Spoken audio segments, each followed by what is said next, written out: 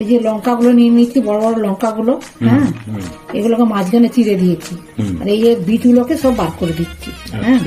কিন্তু এই ভেটকি মাছের তাকে সিদ্ধ করবো আর কি, লবণ মাখিয়ে হলুদ দিয়ে এটা সিদ্ধ করবো। বেসন দিলাম, বুঝলে, দিয়ে দিলাম, হলুদ দিলাম, গুঁড়ো দিলাম, জিরে গুঁড়ো দিলাম, দিয়ে দিলাম, লবণ দিয়ে দিলাম, এটা আবার মাখবো। হ্যাঁ, যেন সিদ্ধ করতে সিদ্ধ হয়। এবার কাঁটাগুলো বাছবো, তারপর বলবো। কাঁচা লঙ্কা, পেঁয়াজ, ধনে পাতা, লবণ, লেবুর রস, ধনে, জিরে আর হচ্ছে তেল আর লবণ এর ভিতরে ঢুকিয়ে দিচ্ছি, লবণ আর তেল। হ্যাঁ,